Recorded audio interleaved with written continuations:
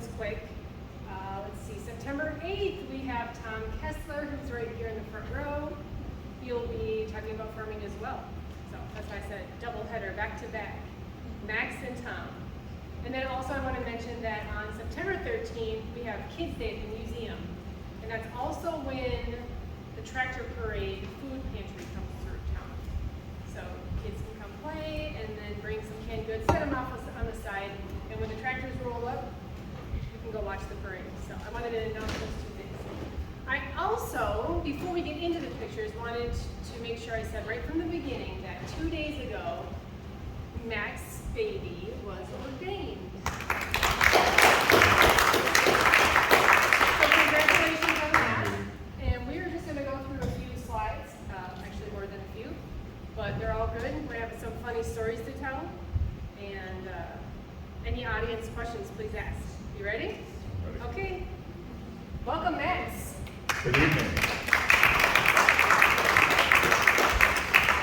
Max, let's get into some photos. I have quite a few. Okay. All right. Can everyone hear Max? Enough? Can you hear me? Yes. All right.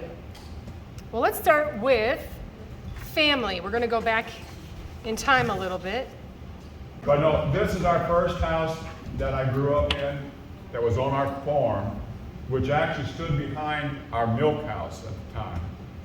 And it's an all rock, basically. You may say it's 3 stories, and it actually had a full basement underneath it. And also under the porch, they said that's where they kept the carriages when the house was built, back in the 1800s. The main floor had 2 rooms. We had a kitchen, and then there was a bedroom and living room, basically. And we used, if I remember right, I think it was oil heat. And the old stove, I can remember that in the middle of the night, every once in a while it would pop on that part of it. I lived there I was born in 1952, and I lived there with my family up until the fall of 1958. Dad was building a house where my brother Kent now lives, and the house wasn't done, but it was supposed to be a cold night that night. And if I remember right, my sister Judy was born like the month before, and Dad said, we're not going to spend a cold night in that house, so we moved to what now is, like I say, my brother's Kent's house. Okay, this here would be my Grandpa Bade and Uncle Jules and Uncle Charles, my dad's oldest brother. Okay. That's who that would be. Uncle Jules would be on the tractor, and Grandpa should probably be the way it looks from here. Uncle Charles is in the middle, don't you think, Bill? Yeah. Right. All right, so we're getting into the family. So, And these were your grandparents? yes, that was Okay. Grandpa Bade and Grandpa there. And their first names? That's where Grandpa and Grandma used to live just up the road from us, about a mile on what is now Kaplan Osage. Do you have anything to add in This this? is in their backyard, and that's where we got a lot of the water from for Grandma for cooking and for us drinking, because they didn't even have a well at the time. They never did they, Phil? I don't think so. No. I don't remember them having a well. Well, this So, is the home. That's a picture of Grandpa and Grandma's house from the front. And I have one without the snow. What's the There's man that another lives in view of there? it. What's the man that lives in there now, Max? It's The people that live in there now is Tim Ellis. They moved in. Tim is a retired veterinarian now. He actually owned what was Mid Rivers Equine off of Highway Z. I don't know if you all know where that's at or not, but that's they did there. But the basic house is still there, but they've done a few changes to it as far as adding on. Okay. Well, this is a picture of the barn out back, correct? Well, this would be where the farm where Mom grew up on, which was what we always called behind the hill. In other words, if you took the road where Raymars, where T makes the 90-degree turn to the left, you go straight ahead. That's Femme Osage Ridge Road, right? And if you take it and go a few miles, and then one of the farmsteads, you go off to the left down the hill. And that's their place, some of their barns right there. And we put many a bale of hay in there too, didn't we, Phil? We did, yes. Is this the same barn, just a different angle, or is this on? This would be Grandpa Bade's Grandpa, okay. barn and their chicken house there. Moving on to the school. Is that Vine Hill? That's fine, yeah. Okay. This building, for those of you that know Jerry and Pat Reinhardt, is just as you're going down the creek or the stream, is the next place down, back off on the side there. That's where our parents all went to school as far as grade school goes. And they're right here. So I see Walter, I see Frederick, Alma. so you Yeah. got pictures I didn't know you had. Well, we dig a little bit. We dig. And then I sometimes get them wrong too. So Max, that Maynard Heyman, would that be Max's? Maynard His would be mom. my mom's brother. And that would be the father of Maynard who lived there, or not. The one that was married to Ruth Striphoff. That was Maynard. That was that same Maynard. Yeah. Yeah, Maynard's place was where the bridge, big tall bridge goes across the Femme Osage. Right. 2 farms down from us. Yep, I have a photo of that too. Let's see, your This is parents. your mom and dad, and I would say probably at their wedding day. 1949, sound right? Yes, 49. Okay. Was it April the 30th? I think. And your mom's name is Darlene. Darlene and dad was Walter. And her maiden name? Heyman. Heyman. Just real quick, my dad's name was Walter John. I'm Max Roy Walter. We named one of our boys Gregory Walter, and he named his son Max Walter. So we have basically in the 4 generations, we have used the name Walter in our name somewhere. And Max just had a birthday, So, right? yes. Was it on Sunday? Pardon? Was his birthday on Sunday? Max? Yeah. Was it on? Yes. Yes. That's cute. I'm sorry, my That's okay. hearing aids aren't working for me tonight, and I'm having a little trouble hearing. It's okay. So if you got a question, you're gonna have to shout. Mom and dad again. I know just, I'd say probably in the mid-70s would be my guess. Yeah. Because dad's starting to get a little thin there. Dad died from bone marrow cancer. Oh. Dad was 6'4", 250. And he drove, well, we had a dairy, and along with that, for a couple of years, Dad drove the milk truck, can truck, and I would go with him. And I can remember Dad carrying 2 10-gallon cans, one in each hand, and the truck would be, from the floor, this floor here, would be maybe this high. He could take that can, he would take this can, set it up, whoop. Right away, he would take the other one and set it right up there too. I mean, most of us guys would take, each handle and have to set it. But I mean, that's how strong Dad was. Well, Dad, Grandma and yes, Grandma's and anniversary. Aunt Babe, yeah. Aunt Babe's on the left, and she's the youngest of the 6 kids. She's still living. Yeah, she's the only one that's living. Then Dad, Aunt S, her married name was Slatterer. And well, Aunt Babe's was Stropman. She married Al Stropman from up here on the Ridge Road. Then of course Grandma, and then Uncle Charles right there behind Grandpa. And Uncle Charles married Corinne Paul, right, Phyllis? Right. So, anyway, and then we got Aunt Alma, Phil's mom. And the last one over to the left would be Uncle Chubb, that a lot of you probably knew when he ran the feed store over here and owned it. Would you like to add anything else about Chubb in Augusta? Besides having the feed store? Well, he had the feed store, and Yep. then, I mean, he also sold fertilizer. That's what you want. He had a building down the, if you go down to the Ball Diamond, And just before you cross over right there, he had his fertilizer plant there. So, Familiar name around here. And I wanted to add in parents on both sides. that's the picture of Wanda and I on our wedding day with my dad, my mom, of course myself, Wanda, and then I can't make it up from right here. Oh, I'm in trouble now. That's her mom and her dad. Her mom, Dolores, and her dad, Lowell. Their name was Baker. Baker. And they lived, if you know where Jones Lane runs into Highway 100 over in Franklin County, just east of Washington, they lived on the hill right there. When they moved the highway, it went right through their property right there. And you were married in 1972? 1972, we All were right. married. Well, that's Mike, Chubb's son, Chubb's son. that you all may know. You may know of Mike. And of course, that's Grandma.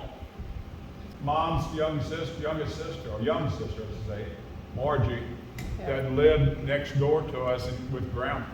Margie never married, but she took care of Grandpa basically her whole life because Grandma came and died in about 57 or 58. I think she was like 54, 55 years old.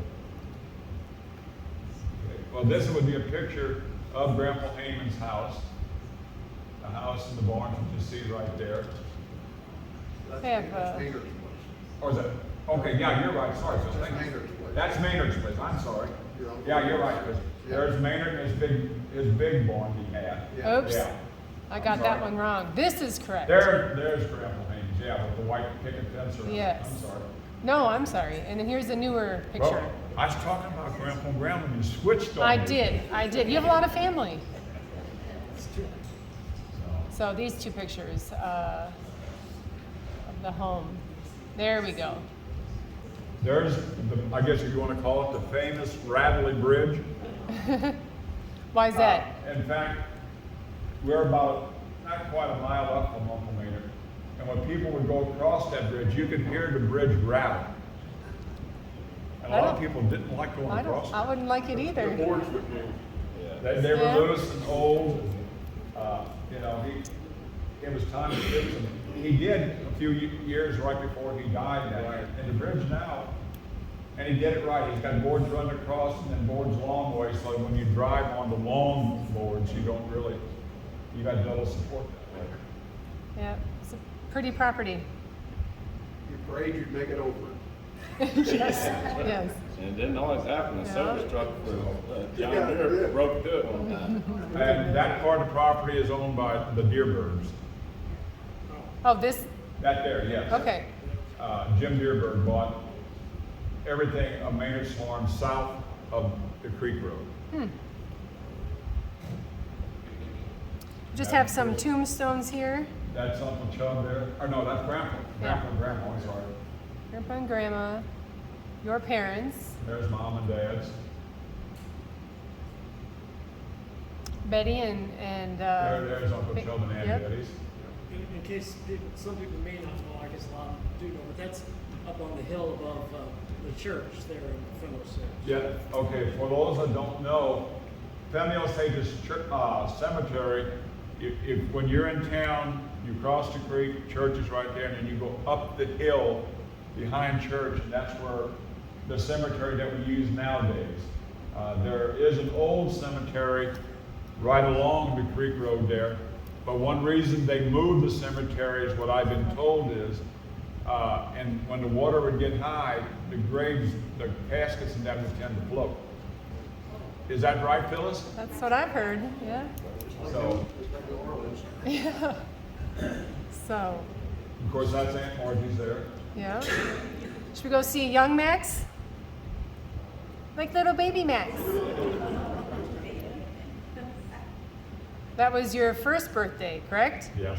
Yeah. And that's also in front of the stone house, which we'll get to. He's got better colored hair there than I do now. Look at that. I put 3 pictures together here. Now, I can't identify all of it because that's too long ago. but I would think one of them might be Ken. No, they're all you. Oh, I thought that was all one picture. Nope, I put 3 together just because. Oh, okay. I No. see what you got now, okay. They definitely look like you. You and your dad. That's Dad and myself. On probably Dad's first tractor, I would imagine. So, Tell us a story about Dad and the tractor. about the tractor? Yeah, just with being with Dad, growing up on the tractor. Well, I grew up with Dad driving all the time. As far as that part goes, I know Dad had, I think, a single bottom plow. And what I'm saying by single bottom, it just had what would turn 1 furrow over time. And he had a 5-acre field next to the house that he built. And it would take him all day long to plow that 5 acres. And he thought when he did that, that was quite an accomplishment. So, but other than that, I don't really have any stories there. But it does remind me of, because Grandpa Bade that's not a, I would imagine that's probably, or is it a John Deere? I think it is. But I know Grandpa had a John Deere tractor. When I was 6 years old, we were, like I say, we're still living in the old rock house. And Grandpa would come down to rake hay, and I asked Grandpa if I could go with him. And Grandpa said no. So he took off, and I thought, well, I'm going to go catch up with Grandpa. He'll give me a ride. He always does.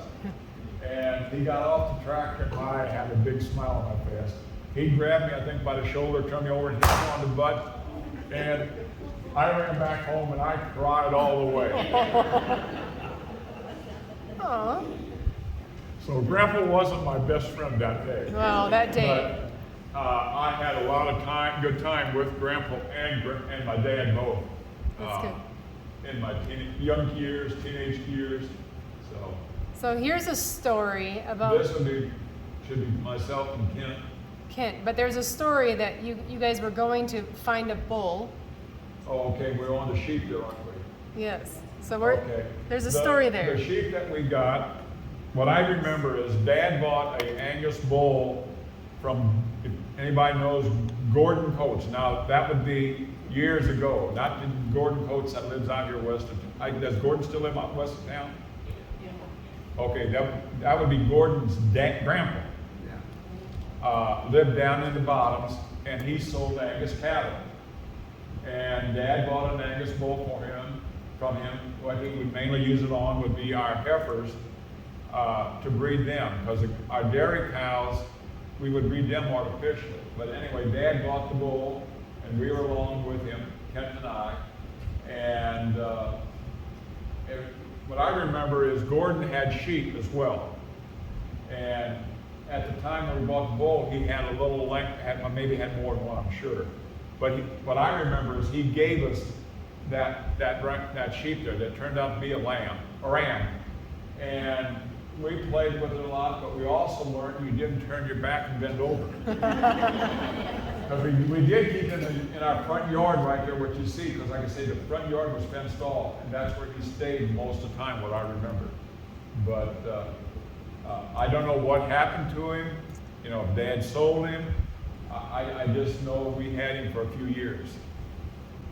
That picture be probably about first, second grade, something like that. And which, I think I was going to ask you this later on, but what elementary school did you go to? Okay.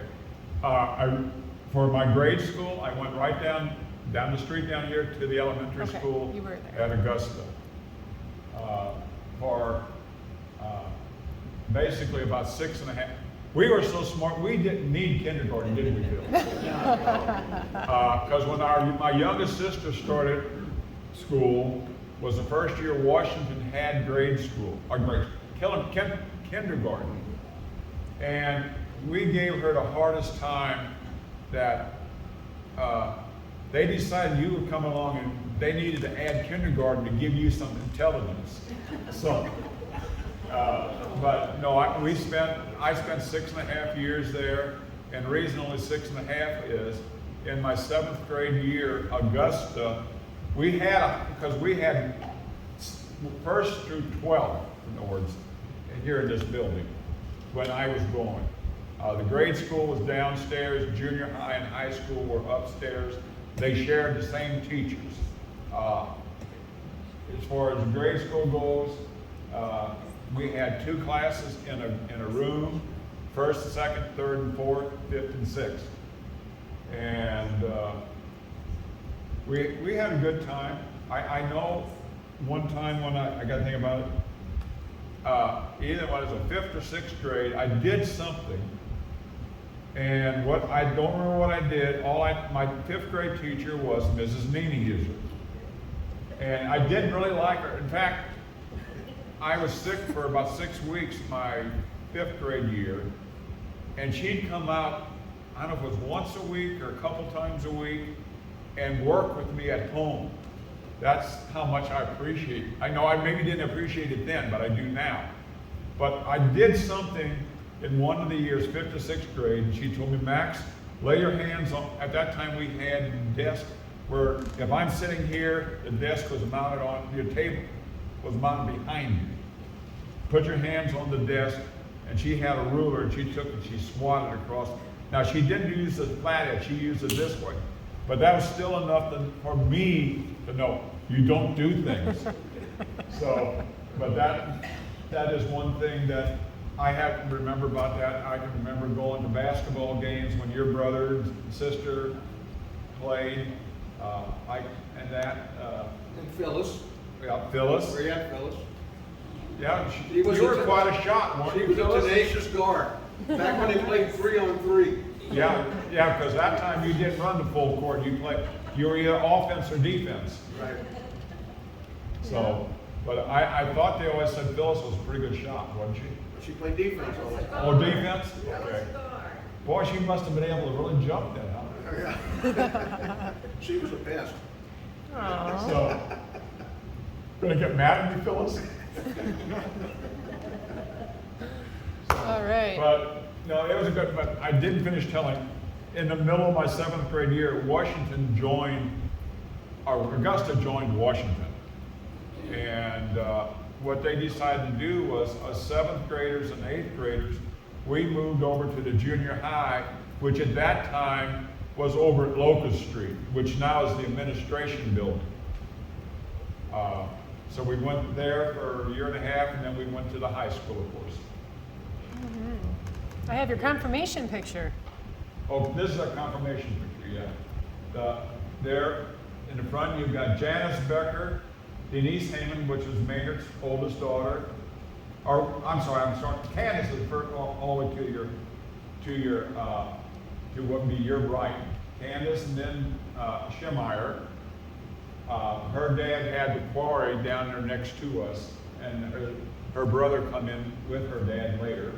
Then, like I said, Denise, and then the next one would be Janice Becker. Her dad was Harvey Becker.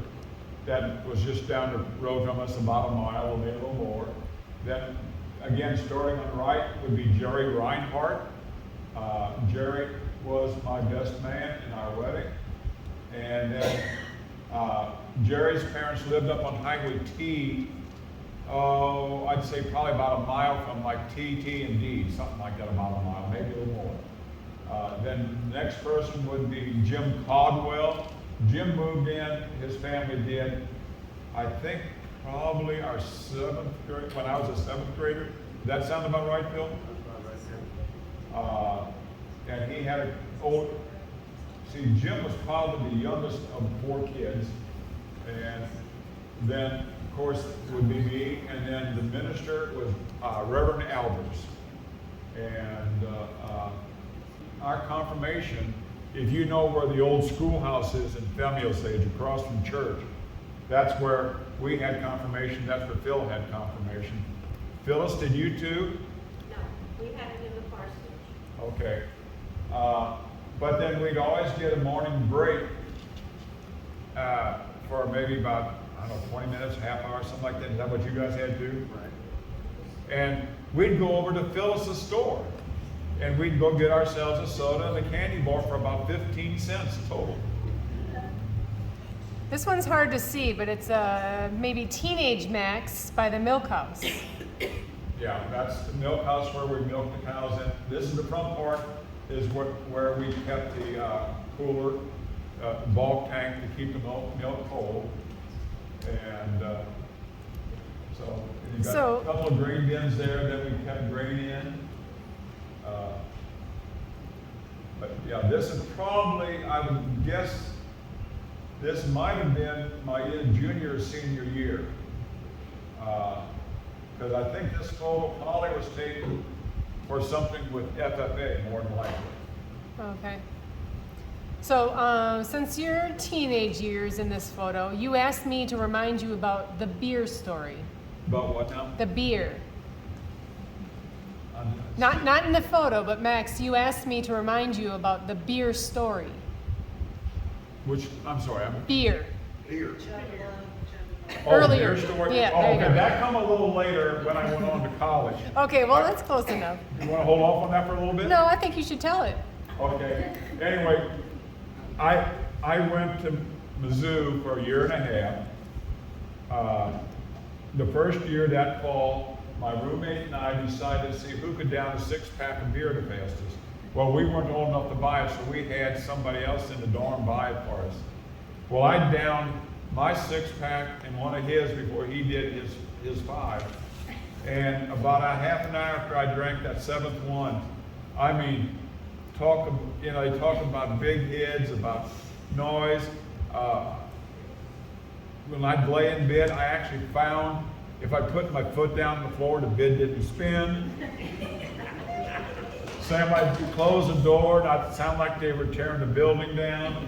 I threw up more that night than I have my whole life. So I decided after that, man, it ain't no fun to get drunk. So. Lesson learned, young. But,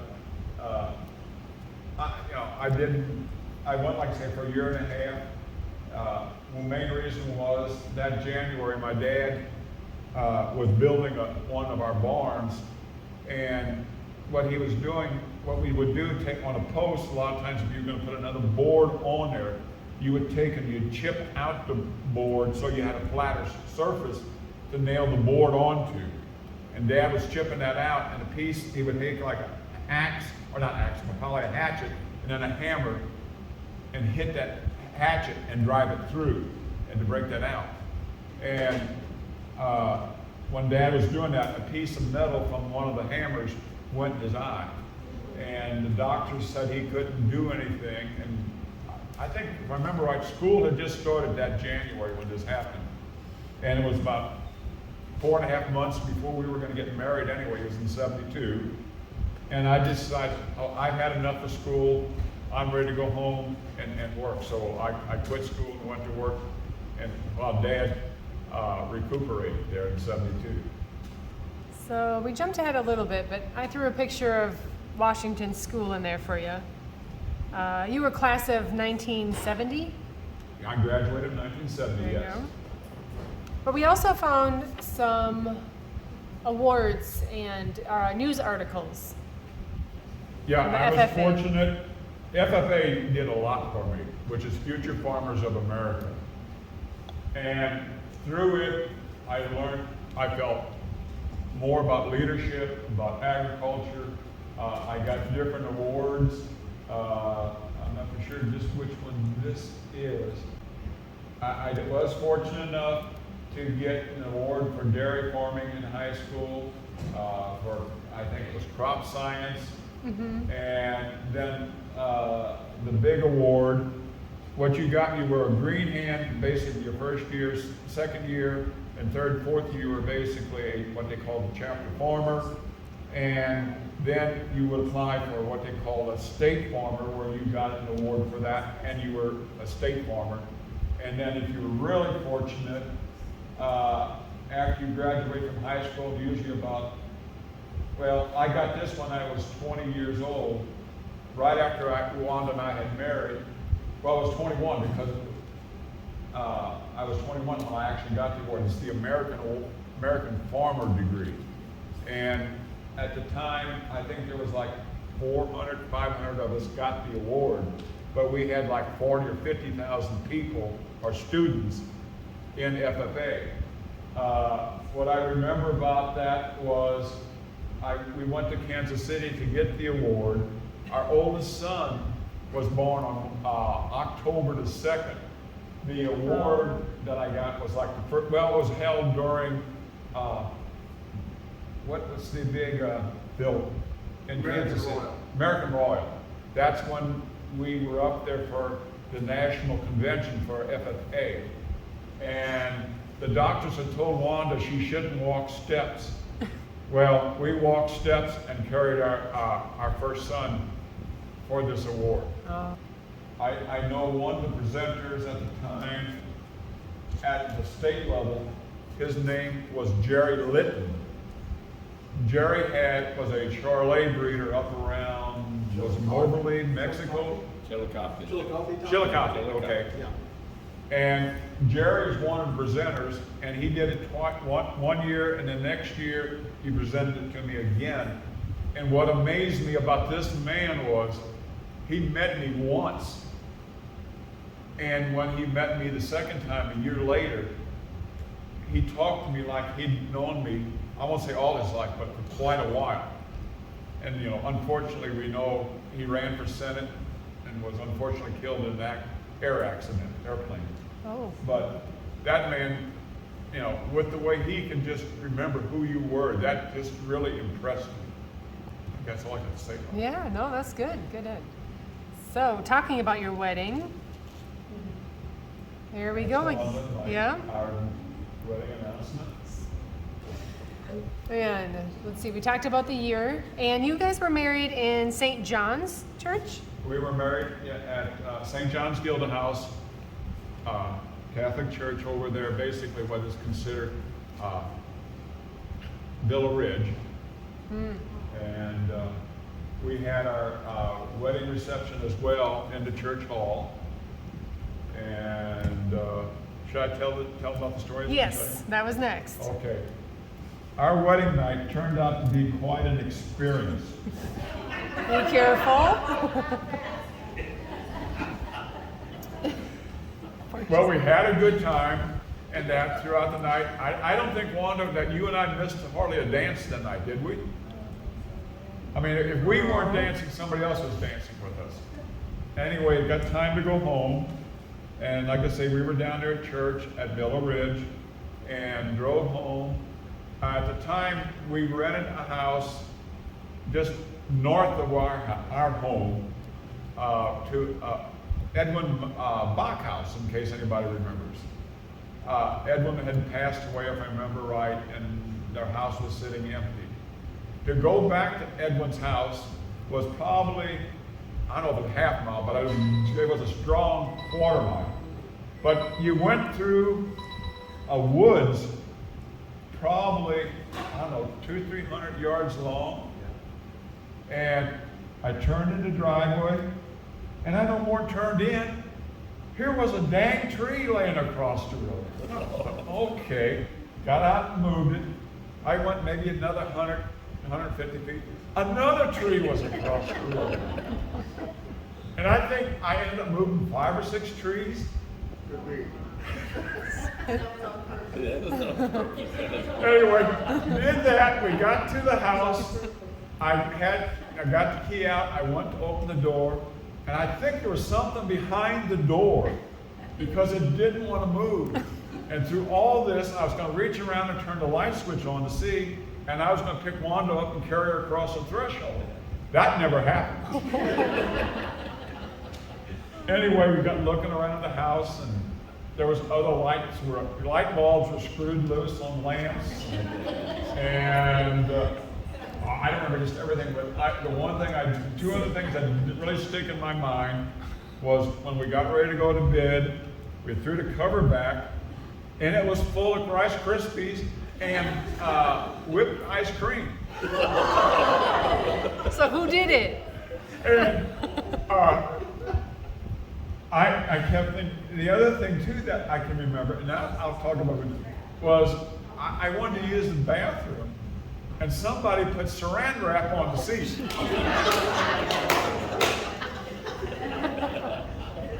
So, anyway, we went to bed, and I kept blaming her brothers, because she had two brothers, one a year younger than her, and another one 2 years on. Her family, they had 3 kids like in 25 months. Is that right? Yeah, 24 months. And so I blamed her brothers and some of our cousins. And I don't remember just when we found out, but that man was one of the culprits right there. Oh, no. Phil. That's awesome. It was my cousin That's awesome. that did. It seems like, did you guys even write something on the shed there? I can't remember. I don't remember that. I don't know. But I think it was 6 months or a year before you, or I don't know, did we find out? Not real quick, did we? I don't remember, but I would blame, I know for a little while there, I blamed her brothers and cousins. It was my angel brothers and cousins. That's awesome. So, Well, how about this? Another funny story, but when you guys were dating. oh, about that? Yeah. Or something about that? Yeah. I'm becoming a minister here right now. Because, see, I'm the doubting Thomas. And I don't remember if it was the first summer, Wanda, that we went out, or the second summer that we were going out before we were married.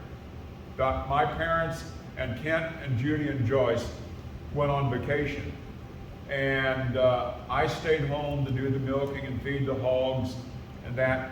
And Dad decided this is a good time to go because we had no sows due to have pigs for at least 2 weeks. Okay? And once that Sunday afternoon, Wanda came over with me and we got started milking. She said, "There's something I can do?" I said, "Yeah, you can go up there." We had an old corn crib and that's where we kept the sows before they were ready to have the pigs and that. And I said, give them, I don't know what it was, 2, 3 buckets, whatever it was, and just put it out there and they'll clean it up. And she said, "Well, I'll do that." And a few minutes later, she come flying in the milk house and she says, "There's pigs up there." And this is where I became a doubter, is that I said, "You're nuts." Well, I don't know if I said you're nuts or what, but that can't be right because Dad said there's no sows that have pigs for 2 weeks. I said, "What you've seen were rats." Because there were rats up there too. And I said, "We'll go check it out when I'm done milking." I said, "But I swore up and down, didn't I, that they were rats?" Because Wanda came from the country, lived in the country where she was out there on Jones Lane, but really was more of a city, much more of a city girl than a country girl. And so I said, "Okay, let's go check it out." And I went up there. By gosh, here was a sow with I don't know, half a dozen pigs or whatever. And so, hey, she was right. I doubted her. So, yeah. You probably scared her a little bit as well. But, Yeah. yeah, see that rat sitting there? That's what I thought she was going to find. Then we moved to your growing family. Yeah. Here we have, starting from this side, we have Greg and Megan. Greg is our youngest. And going across the back, we have Mark. No. Oh, no. Okay, I'm sorry. See, I always call my boys by the wrong name. Just ask them. That is Matt and Jen. Matt's the our middle son. And then we have Wanda and I. And then would be Mark and Jane there. That's Mark's wife that passed away 4 years, maybe 5 years this December. She had cancer, and we unfortunately lost her. Then down here at the bottom we have Little Max, then Maggie, and Anna, Sarah, and then Cindy, or Cynthia. She don't like it when Grandpa calls her Cindy. She wants to be called Cynthia. And what we had, the first two, that's Greg's kids. And then we have Anna and Sarah, like I say, that's Matt and Jen's. And then, of course, Cindy would be Mark and Jane's. All right, let's talk about some farming. So I threw this one in because I wanted to ask, and I kind of did earlier. You've basically been on a John Deere your whole life, right? Oh, no. No? We had Alice Chalmers ACs for years. Oh, well, Now, Grandpa Beatty had a John Deere, but Dad always had Alice Chalmers, and I grew up on ACs. One reason we had ACs is Dad and Roy Schweitzer, when they'd get together and talk about dealing, Dad and Roy could never get together on price, but Dad could always work with the Dreameyers over at Marthasville. That's what I grew up on. The one thing that always made it nice about the ACs, you had a foot clutch and you had a hand clutch. So with me being 7 years old, I couldn't hardly reach the foot clutch, but I could sit there with the hand clutch right here. I could throw it out real easily, and the brakes were right there. If I had to stop, I could step on the brakes. And if I wanted to go, I could just pull the hand clutch back in. So that's how I drove tractors, like I say, from the time I was 7 years old. when did he switch over to But John Deere? I never had it. That tractor's probably from back in the late 80s, 90s. I don't know. I just found it. So Max, you wake up early, right? Yeah, I wake up early? Yeah. Yeah. But I heard you don't like roosters. Do what? You don't like roosters? Oh, okay, yeah. Growing up, we had the world's meanest roosters. Mom and Dad usually had, I don't know, 6 or 8 roosters. And they did keep them in the coop, but every so often they would turn the roosters loose so that they could fertilize the eggs. And then that way Mom and Dad would collect them and they would hold them up to a candle to see if they were fertilized or had a baby chick in them. But when them roosters were out, like I say, they were the meanest. I got picked. They'd fly at me and that as a kid. So I'm starting to grow out a little bit. But even today, if somebody has a rooster in their front yard, I'm going to go around them. You can put a pit bull out there, and I might say, yeah, just be careful. But that rooster, so if you don't want to come to your house, just set yourself a rooster out in front of your yard. That's funny. Here's an aerial shot of the property. Right. What you see here in the lower left, that would be where my brother's youngest daughter lives, in that house. Mom originally lived in that trailer until she passed away in 2008. And then Jen and Jason got married, I think it was about 2010, 2011, something like that. Maybe right in that neighborhood. So they moved there. The middle house you see, it's a brick house, that's where Wanda and I live. And then the house that you really can't see behind the trees or in the trees, that's the house that we moved to when we moved in '58. And that's where my brother Kent lives, in that house now. With this picture, what you got right here, do you see the milk house right in the middle, and then right behind it there's a hay shed that kind of tees together? Okay, the old rock house stood basically about 50 feet behind the hay shed back there. And then I think you said you got some pictures of it. Oh, yeah. Just to the east of that was the old rock smokehouse. So. Smokehouse. Yeah, I wanted to cover that too. And then, of course, we had 2 different hog barns that we did raise some hogs in for a while. We have a current picture Well, of the that's milk the house. old milk house that we milked in. Like I say, the back part is where we brought the cows in and milked. And Dad remodeled. We originally had what they call a flat barn, where the cows would walk in and you got in between the cows to milk them. And of course, we had milking machines at that time. And Phil helped many a time doing that too. And then Dad in 1969, 70, we went from the flat barn to what they call more, what we had was a bypass system. We had 2 cows on each side and we were in a pit. And that's, the back half is where the cows were at there. And then I think I threw this picture back in because of the milk house. So we covered that one already. Yeah, that's the front, so. Yeah, that was the front. I got a picture of you baling hay the other day. Yeah.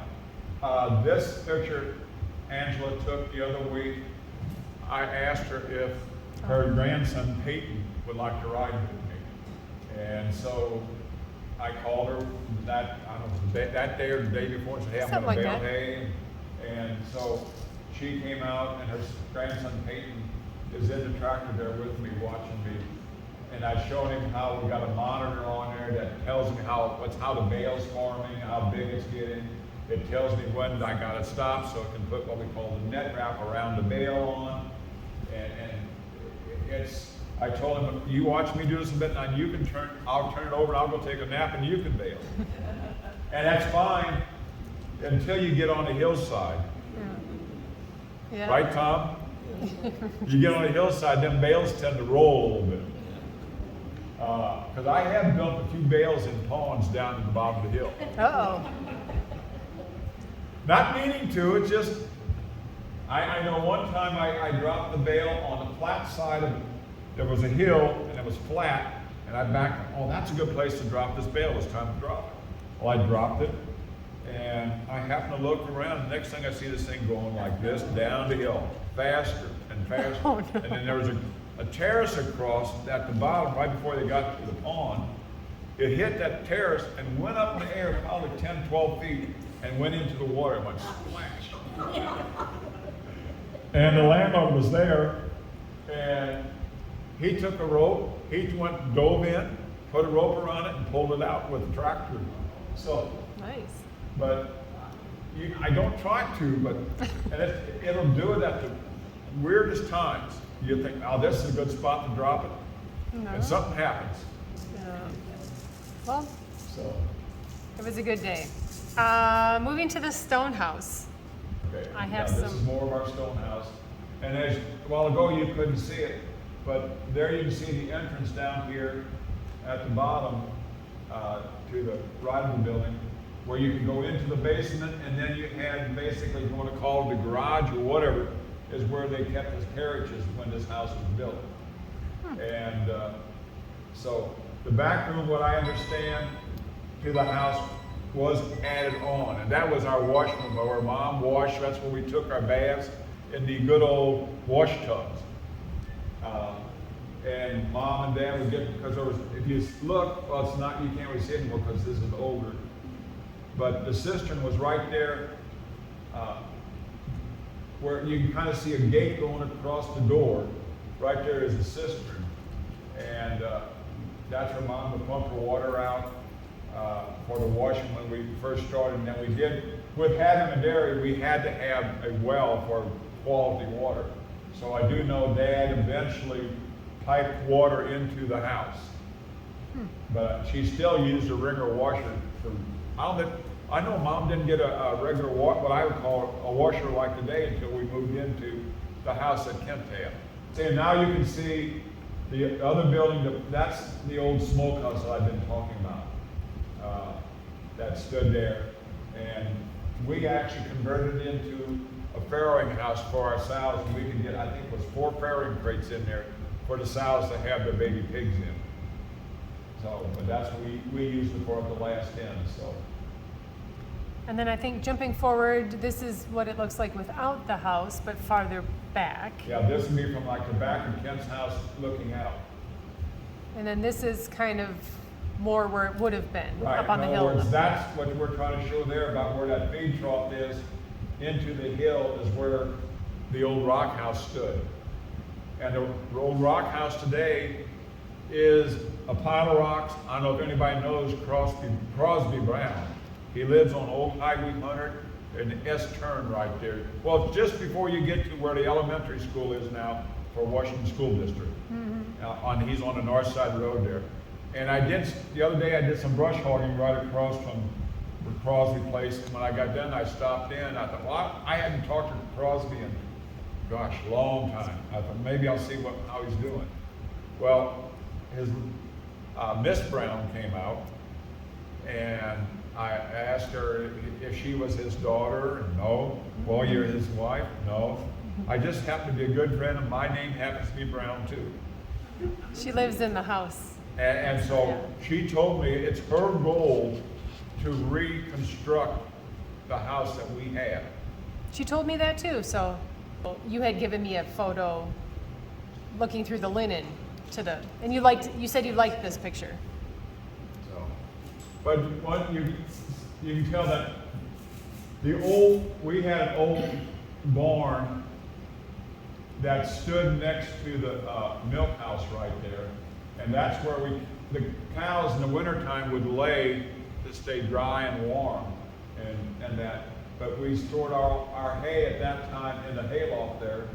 And Dad also had a basketball hoop up there. And I think, Phil, you and I played basketball up there a few times. We did.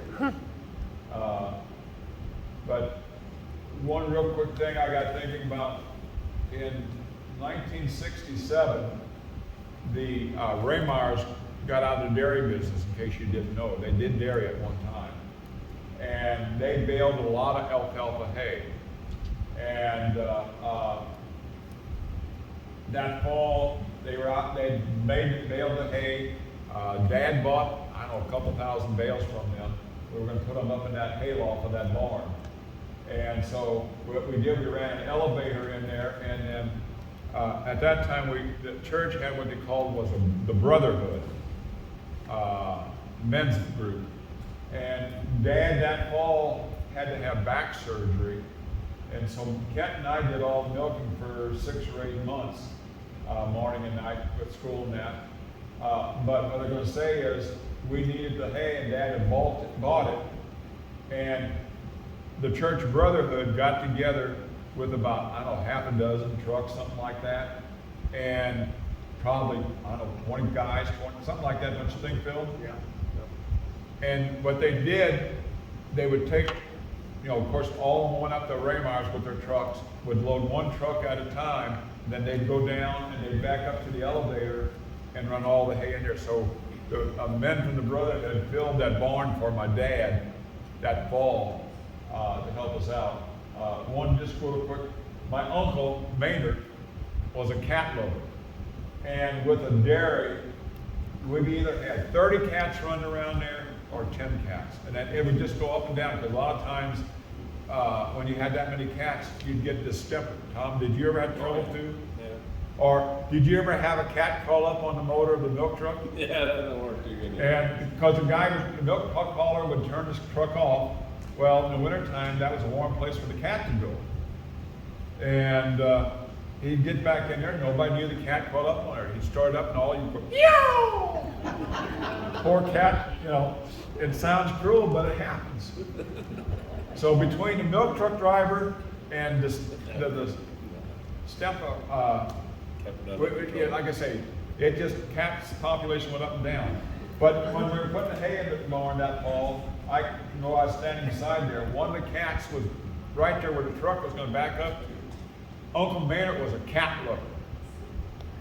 He took and dove for the cat, rolled out of the way just in time from the truck backing over top of him. That's how much Uncle Maynard loved cats. Back to the stone house. This would be, This is, I think, this is when Crosby came to take it down. okay, yeah, because like we said, Crosby Brown took this down rock by rock. The only thing he really marked on there were the rocks around the window and around the door jamb, or the jambs. The rest of it, he said, didn't make any difference how he put them together. But for him to put it back, he wanted to keep them rocks together. It would make it better. So I think this is one of his photos. So I was going to say that it was his note. he took of our place. Yes. So it says the 1880, the kitchen was added, the stone kitchen was added. In that house, one other thing was, in the upstairs, there were portholes about 5-6 inches, maybe by a foot. And what I've been told is that they would use that because of the Osage Indians and would fight or attack or whatever back in the 17 and 1800s. So, but that's what I was told, there was portholes. I do kind of remember the portholes in there upstairs.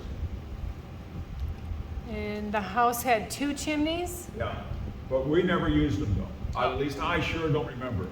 It looks like the ground was dug out from the photo. Well, one thing, we had a dirt trench silo what you might be seeing right behind the house that we put silage in. So that's what you may see, be seeing a hole right there. That's what it looks like to me. But we stored some silage there. That silage we usually fed to our heifers, which were in the background back there. So that's Crosby Brown right there in the photo, and this one as well. And that was like the kitchen area, correct? Right. Yeah. But there was even down in the basement, there was a fireplace. Okay.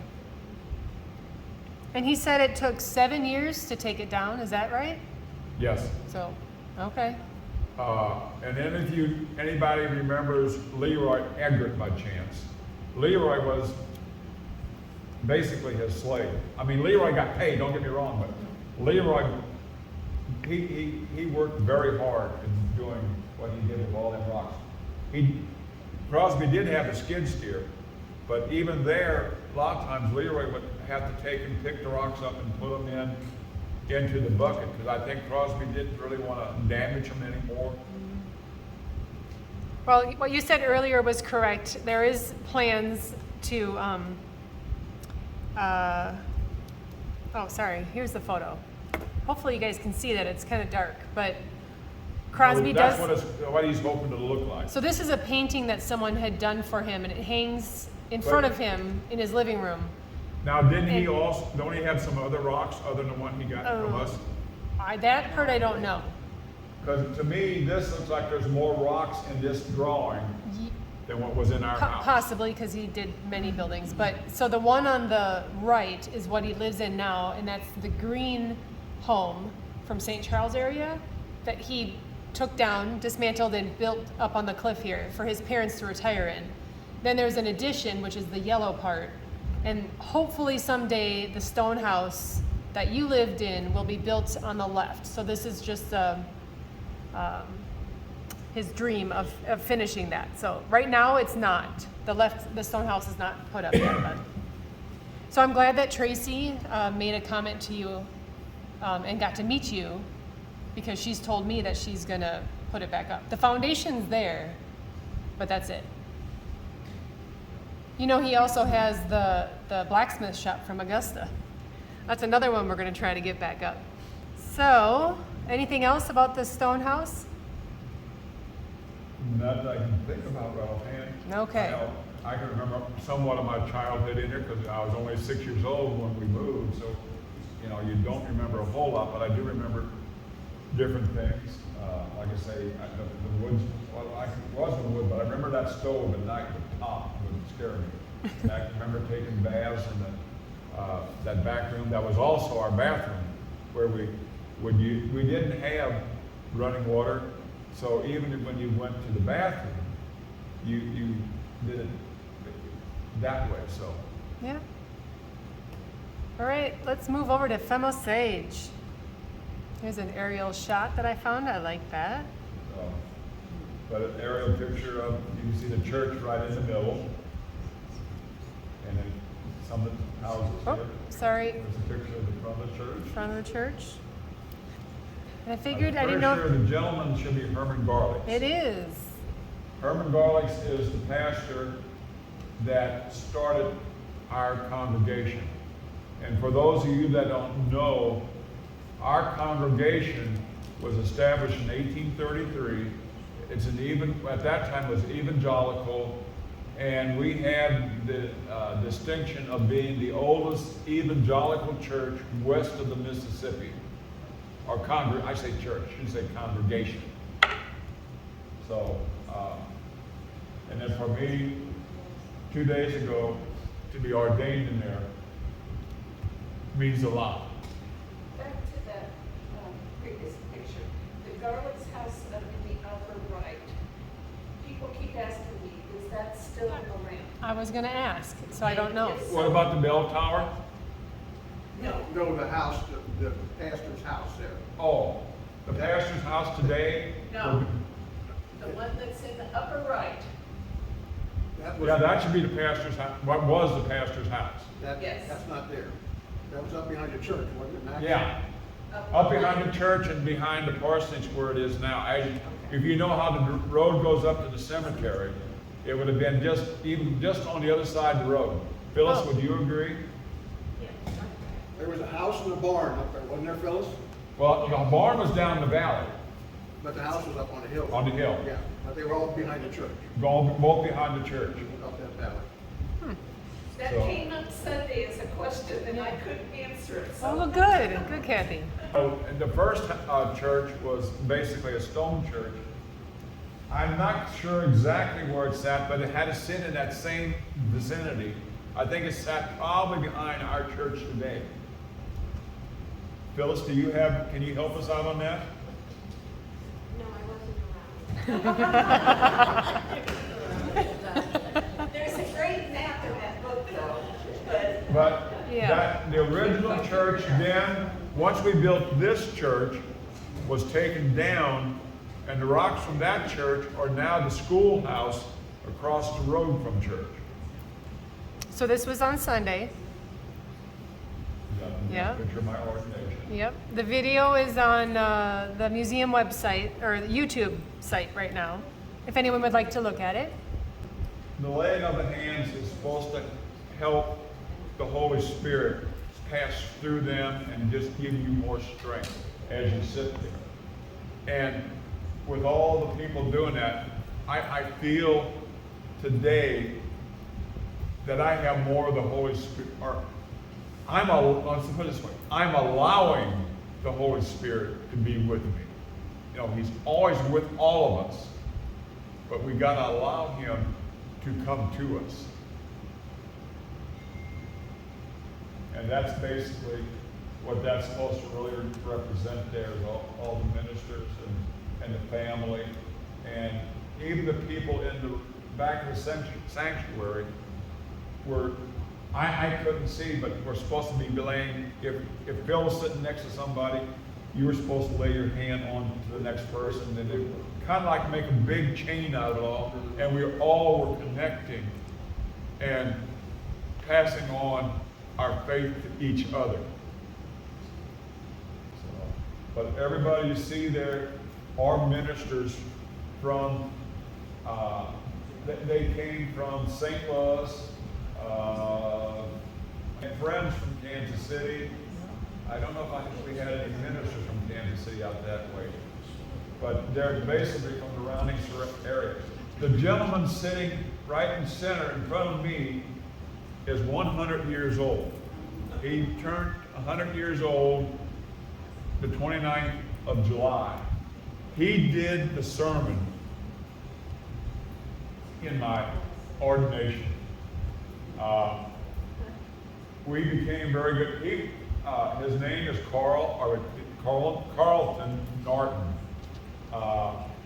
He served Femme Osage from, I think it was about June or July of 2017, maybe a little bit earlier, and then he stepped down, I think it was about August of 2019. And Carl has meant a lot to me through the years. The gentleman that really worked with me is Pastor Jeffrey Willie. He is, I don't know if I'm getting this thing to work or not, but he's, okay, the conference minister is the guy standing to the right there in the pulpit. And Yep. the other guy on the other side of the pulpit, that's Pastor Jeffrey Willie. And Jeffrey worked with me for 2.5, 3 years studying the religion, history of the church, polity of the church. Because when Jeffrey first asked me back in 2022, at that time I was a lay pastor. As a licensed pastor, I was serving 2 churches at that time. St. John's Mantles, which is on Highway A between Washington and Union.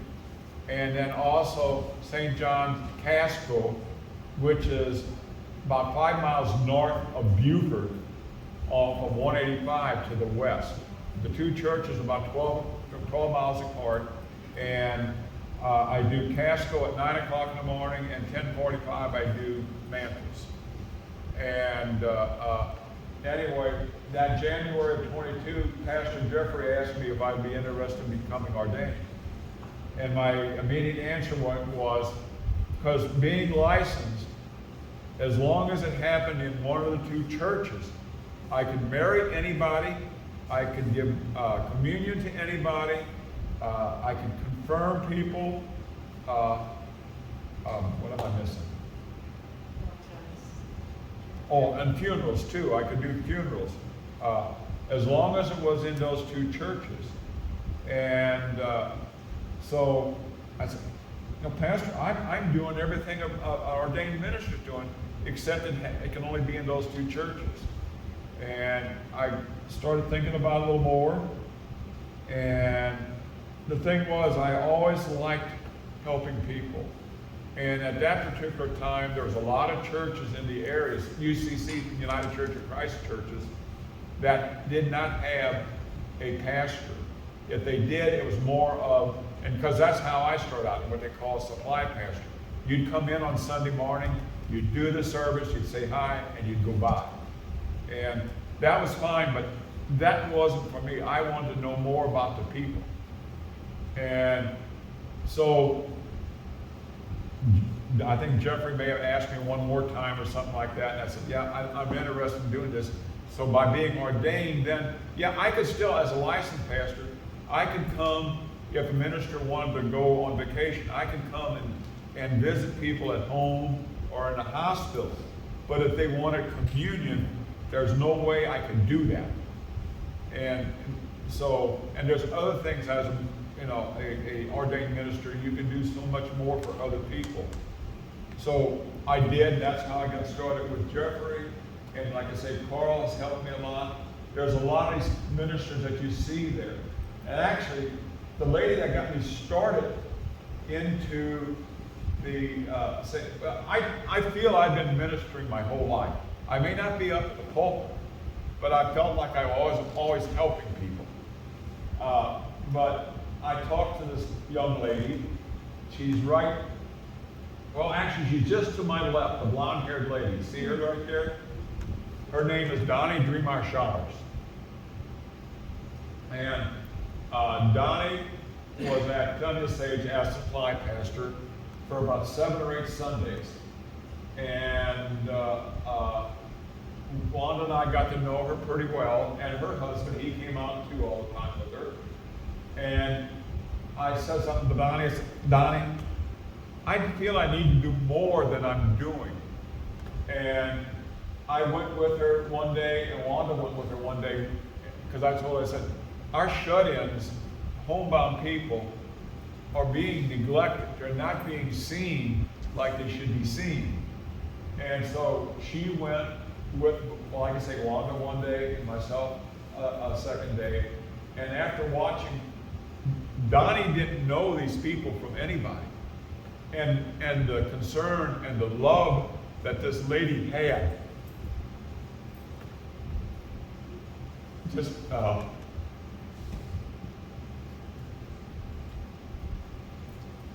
of grew on me. That, hey, this is what I want to do. So I said, I know because I'm a slow reader. And when you go to seminary, you don't read 10 pages a night. You might read a couple hundred pages a night. And I would never be able to make it. So Donnie means a lot to me. She is the one that told me to take what they call a life program at Eden. It's 15 sessions over 3 years. And basically what you do, it's an overview of what seminary is like. And so I did that and a few other things, and I met with the Committee on Ministry for the United Church of Christ. And when I met with them, I said, yeah, I feel this is what I need to do. But to get up in front of people, I can talk to you like now, like I am, because I know what I'm talking about. But to get up and talk in front of people about God, Jesus, yeah, I know about it, but to do it, I said, it scares the heck out of me. What should I say? Don Franson, I know, Wanda, you know who I'm talking about. It was on the committee.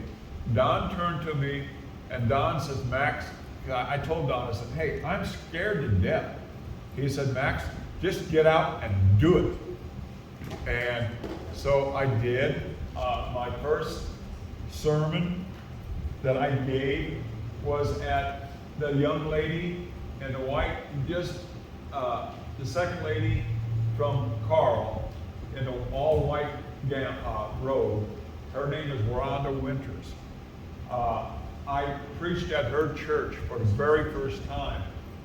And talk about being scared and nervous. And it took me 2 months to write my sermon. Today I can write it. Well, I start Sunday afternoon looking at scripture and seeing what it's talking about. And then throughout, like Monday and that, I start thinking about things. I get in my John Deere tractor and baling hay or something like that. It's a place of quiet for me where I can think. And that's when I start thinking about what the scripture was saying and what I can say to people. And so even like there, when it comes to typing, I took a typing class in high school, but the people didn't know what to do with me.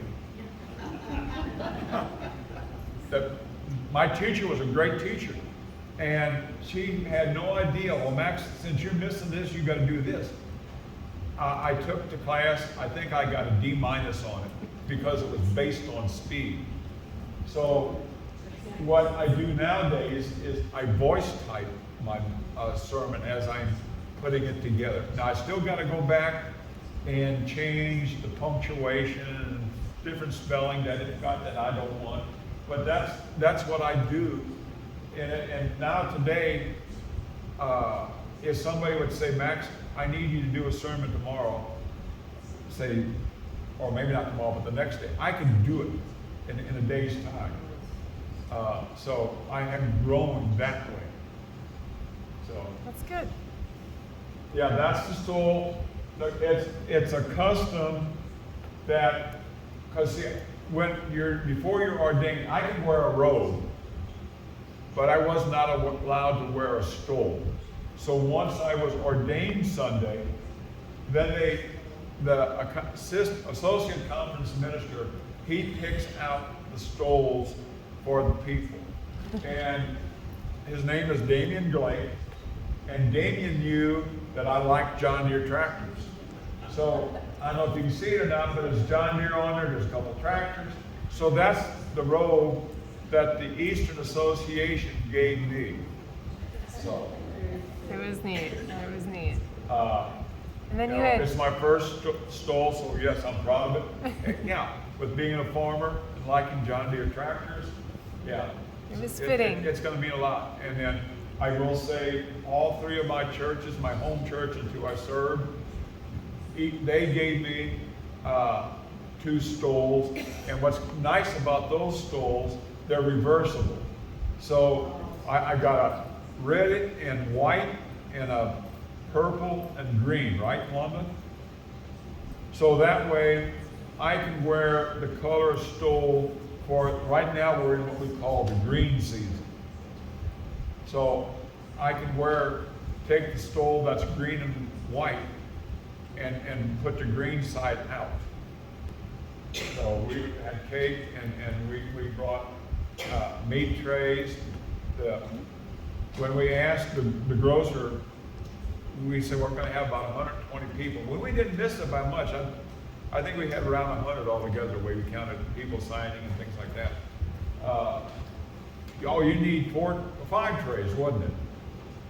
Well, when the day was over with, we only used 2 trays. And then you were putting it away today, and you counted, each tray had 100 pieces of cheese on it, and over 100 pieces of meat. So, you know, even if a person took 2 slices, that meant 1 tray should have been 50 people. So we got all kind of cheese and meat. Yeah, here again, starting on the right, you have Jen, and then Anna. The lady next to Anna, that is Mark's girlfriend, Lindsay. And right behind that is Matt behind Lindsay, then Wanda, and then behind Wanda would be Mark, and then myself, and then Cynthia, and then over here we have Little Max and Maggie. And Little Max don't like being called Little Max anymore. Oh, he's grown up. So, And then we have your brother and sisters. yes. There again, we've got, starting what would be to your right, we have Judy, and then Ken and Joyce. And for maiden or married names, we have Judy Hep, and Joyce would be Couch. And both, Judy lives up towards Hosteen, Joyce lives, well, there used to be a meat market, or a butcher shop right there called Burl Simon's on Highway, but it's just up past the American Legion where Joyce lives. All right, I think I have one more of the grandkids alone. And Goofing on. so I have a question for you, Max. Yes. What is, and I ask this at the end of every Tell It Like It Was, what is your hope for the future of Femme Osage, but also Augusta? Also Since we're for in- what? Also for Augusta, since we're in Augusta and you have some connections here as well. Well, I hope for the Femme Osages that the church can keep growing, of course. I will say Pastor Jeffrey is bringing in new members. They are coming from as far as Lake St. Louis, Wentzville, to come down to our church. I plan on keeping my membership there. Wanda's a member there as well. I'll like this coming Sunday, after we get done with morning services at Casco and Mantles, I'll get to work the ticket sales at 2:30. So that's the way I can help our church there at Femme Osage. Yeah. And Wanda and I do many other things for the church and the community. We have, in the fall and in the spring, we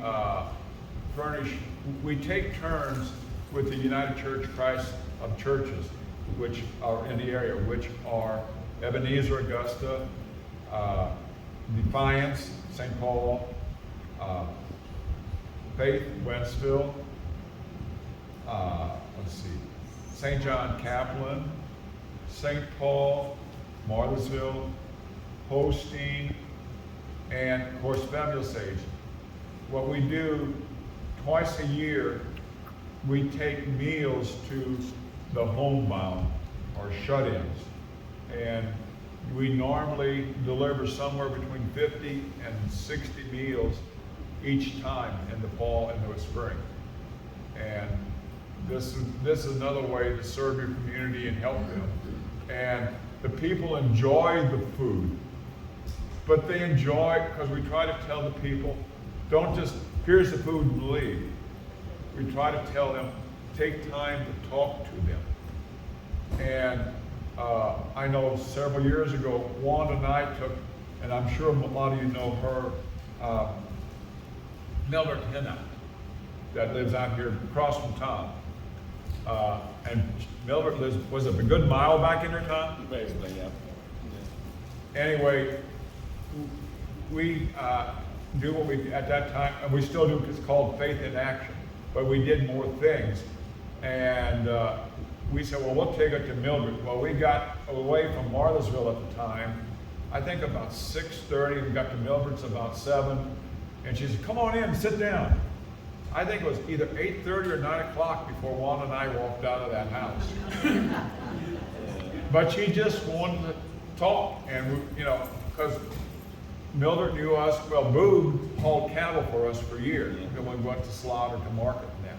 So, I mean, we knew both Mildred and well, Mildred, I think, was she was Schuster, wasn't she? Yeah, Schuster.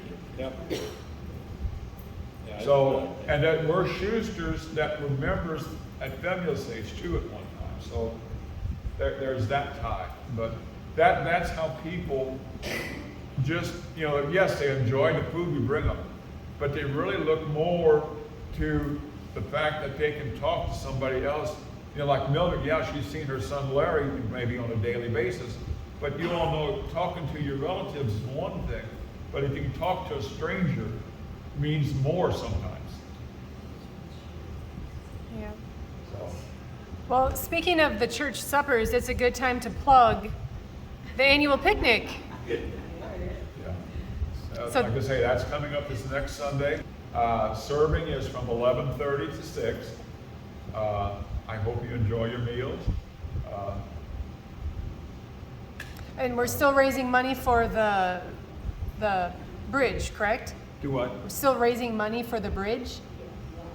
Yeah, we're still raising money for the bridge, and the way we understand it now, they are getting ready to put out, what I've heard, we're building what they call a pre-fab bridge. They don't know if it'll be one piece, two piece, or whatever. Bring it in. I'm sure they'll have to pour some concrete to set it on, so it's got a foundation. But we're finally getting there. I know, well, for instance, my daughter-in-law, Jen, works for,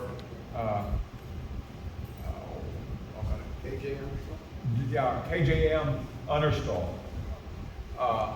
And so she's been there, and he wants, if he gets the job, he wants to put it in this winter before all the rain hits in the spring. He don't want it, he got a job, I guess it's 2 years ago now. They replaced a bridge down on our creek road just between us and the Becker farm. And I think 2 or 3 times they, Understall told, no, we don't want to build it now. The county said, no, you got to build it now. We want it built now. And so they went ahead with it. They put the farms up, and at least twice, if not 3 times, the farms got washed away. So they said they get the job this time. It's going to be done this winter before the rains hit. Yeah. So. Well, hopefully we can. Anything else I can do? No, actually, my next slide was that's all, folks. Well, I want to thank you all. Does anyone in the for audience? listening to me. Does anyone have a question for Max? Yeah. I have a question. Explain your relationship with your cousin now, family names with your cousin. My mom was a Bade, was a sister to Max's dad. Okay. Yeah. So, But yeah. your last name was? Mom, Yeah. Phil and I are first You're cousins. the insurance salesman. right. Nancy, you had a question? Times of your services on Sunday, and do you have Saturday night services? Can somebody help her out to help me? Yep. Do you have Saturday night services? And what time is church on Sunday? We, at this time, don't have any Saturday night services. Our services are 9 o'clock at Casco and 10:45 at Mantles. 9:30. Were you thinking Femme Osage? Yes. 9:30. And like I said, Mantles is basically about halfway in between Union and Washington. Both churches are very small, but they're great people. Casco actually has about 12 members. Mantles probably has about 8 or 9 members. I mean, we're talking very small. But they're good people. I enjoy working with them. People ask me, okay, now that you're ordained, what's your future? I told people that right now I would not leave them. I'm going to stay with them. I don't know how long it might be. Mantles, a couple of people are older than I am. I hope they live a long time yet, but if those couple of people would die, are they going to say, is it worthwhile having church? Because Mantles, it hurts to be between 2 fairly large churches with St. Peter's in Washington and then Zion and Union. The 2 churches can offer so much more as far as programs go than what our churches can at this point in time. we do both churches in the winter in December. Mantles has what they call the German service, we call that. It's not totally German, but what we do is the scripture is, we have a lady, her name is Eva Adams. Eva is very good in German. I think she even taught it, maybe at East Central. And she comes and volunteers her time, and what she reads, she'll read a verse in German, and then I read it in English. And then we go back and forth like that. We will sing the first verse of Silent Night in German. We will do the Lord's Prayer in German and then English. So it's not what you know, if you think everything's going to be German, it's not. But we do still have the German influence there.